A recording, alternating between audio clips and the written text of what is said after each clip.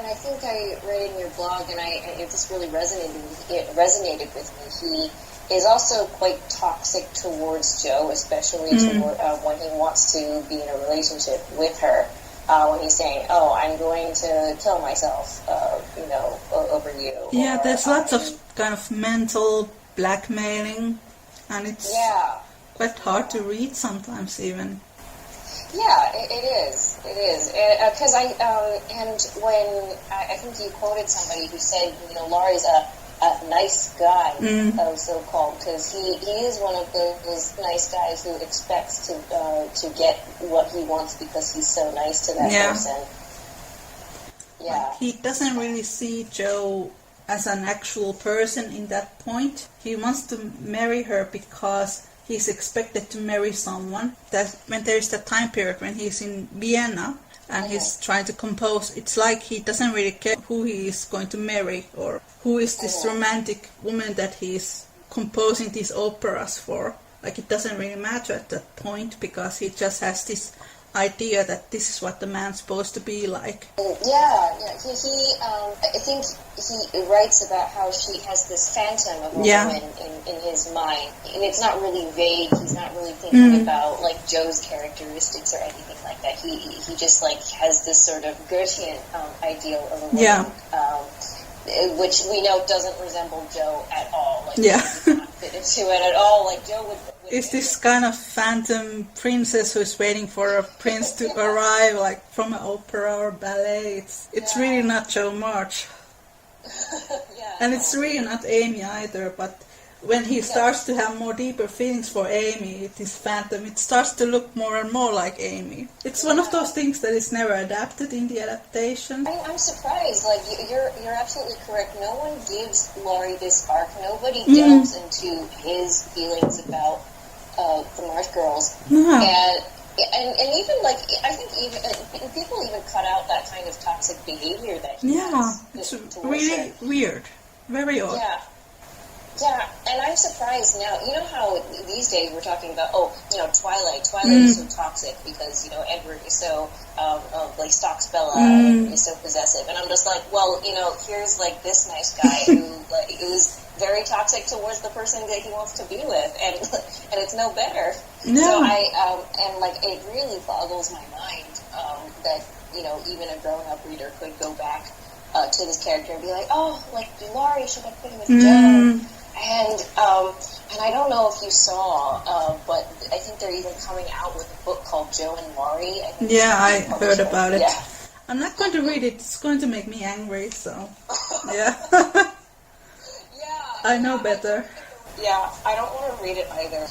If you want to write fan fiction, fine. But, I can't believe people are actually publishing this stuff and it's ridiculous. Trying to push this narrative about them that they should have been together. I really can't believe it. When it comes to Louisa, the whole premise of Little Woman was to write a book for girls about how to marry someone you can actually live for the rest of your life. Yeah. And she really does this very well when you think about it, because she especially crafted Friedrich's character to fit for Jo. And then he's based on men who Louisa was in love with. So as we pointed out before, we don't have a lot of Laurie, a full characterization of Laurie in the films. I'm wondering, did you expect the 29th film to do any better with his character? I read very early interviews of Greta Gerwig who talk about the way Jo and Laurie have this relationship that is not romantic, and that gave me hope. But then I read the movie guide for the new film, and then she kind of goes back with it. I think she's like a Jo and Laurie shipper, which is why Laurie doesn't have an arc. What I've seen in the Little Woman circles with a lot of the people who I talk with and interviewed for my articles is that there are a lot of people now who think that Laurie is very immature in that adaptation, and that they're glad that Jo ended up with the professor. So it's some kind of improvement, but he's still like a million times more idealized in the movie that he's in the book. Yeah. The really dreamy Timothy Chalamet. He doesn't have a character arc. They did very good job with Amy in that movie. Yes. Yeah, but it doesn't work without Laurie's arc, so that's the problem. Yeah, that's very true. Yeah, no, I was hoping to discuss this with you because I think, despite my very critical review of the new film, I think they were doing okay with Amy and Laurie. Yeah. For up until the Europe part, because I think setting up their relationship is pretty good. I think I said before in my review, I didn't like how they contrived that with Amy's caning being the setup for that, because I think that's actually a very awful scene that's supposed to emanate. It's supposed to be a scene of righteous anger, and I didn't like that it was supposed to be comical.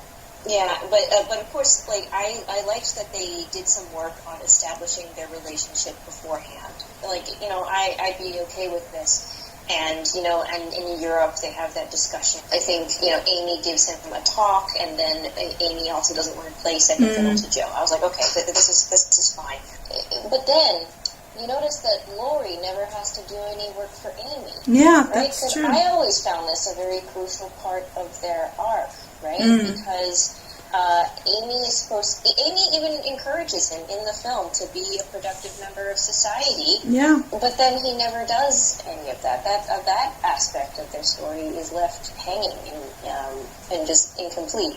And then it's like Beth's death sped up the relationship instead of him actually putting work in, which really sat badly with me. Yeah, that's something that really bothered me in the film, and it kind of reflected Joe's character, because she's not given a character arc either. Yeah, no, yeah. She's not. I said in my review, her arc is flat. Yeah. Professor Bear. If we compare that to the 1994 film, Joe has a full arc there. Yeah, that's the way it goes in the book. Despite Laurie not having much of a characterization, maybe not much more in the 1994 film, I think I liked that they actually acknowledged that he went away to actually better himself. That's before true. Coming back to Amy.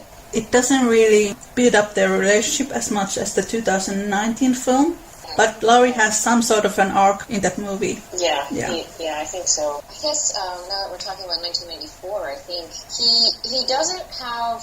I think you said in your blog post, we don't get a sense of his temper and how he would clash with Joe, which is why we don't always buy that they would kill each other. Yeah, that's the same with all adaptations, really.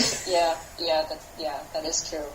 Yeah, I mean, Louisa makes a very big effort in the book. She describes that Laurie has a temper and that he has these violent outbursts sometimes. And Joe has them as well. You get the sense that Laurie is very subservient to Joe, which he kind of is, but he also clashes with her in other ways. But and they never really represent that. No. And I think in 1994, Christian Bale is really wonderful, and for the character that they wrote.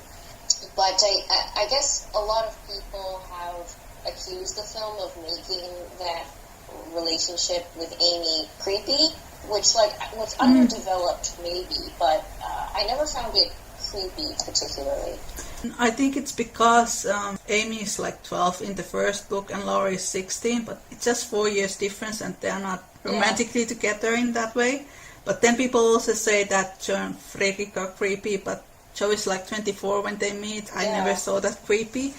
And it was written in the 19th century. Most marriages were marriages with age gaps, and Louis had a thing for older guys. Yeah, back then it was super common. Yeah, for most people there was an age gap in the marriages. Yeah. Or in relationships in general. Yeah, because families generally wanted their daughters to marry established gentlemen, right, who already had a living. And generally it would take time for a guy to actually establish his career and stuff, and then at that point he would marry somebody. So it's not shocking at all that you would have age gaps like that. If you think about some of the recent films, for example, the new Emma, in the original Jane Austen's Emma, the Knightley and Emma age difference is 19 years. In the new film, the actor is much younger looking. Yes. Yeah, they do that nowadays. Male lead is hired to be young looking guy, even if they're actually a bit older. It's funny because in the 2019 film they did that with Professor Bear, right? Yeah. Even though they weren't gonna do the proper arc anyway, but they made him much younger too. But the actor is actually 36, so his age is really close to the book Fritz, but he looks much younger. It's just Hollywood the way it does it. But then if I think about Amy and Laurie in the 1994 film, I don't think it's creepy. But if you think about how people could actually avoid that, why can't they actually hire a 16-year-old guy to play Laurie in the first part of the book? But people complain about everything. Doesn't matter who we are going to cast play Laurie. In the 2019 film, I felt like they had a bit of the issue with Florence Pugh looking older in all of her scenes, whereas Laurie just looked young in all of his scenes. So, and the actors, they are the same age. Yeah.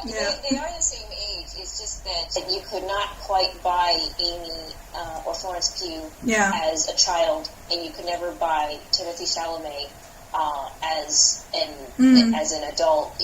Whatever their real life age is, it just kind of doesn't work in terms of that visual contrast between them. I mean, people have pointed out to me that Christian Bale was only 20 when he played Laurie, but he's able to transition from being a teenager into an adult. So it's sometimes, you know, even if the real age matches, sometimes that's the thing about casting. You really need these people to pass off. You need a certain person to pass off to different ages. And it's weird because I haven't seen the 1933 film, but I noticed that both the 1949 and 1994 don't pay that much attention to Amy and Laurie's arc. In fact, I think 1949 less so. It's not even there. No. There's this scene before Laurie goes to propose Joe, and Amy's looking at Laurie like with sad expression on her face. I think that's the only scene with them together. And then there's the end when they end up together. That's their arc in that movie. Yeah. Laurie's proposal is extremely romanticized in the film, and it's really romanticized in the 1933 film and 1994 film. 2019 film did better, but then it completely erased Friedrich's character, so it kind of sucks. Laurie in the 1949 film, I think, I recall his proposal being pretty angry, and I think that was kind of the only time we could ever really buy into his character having a temper.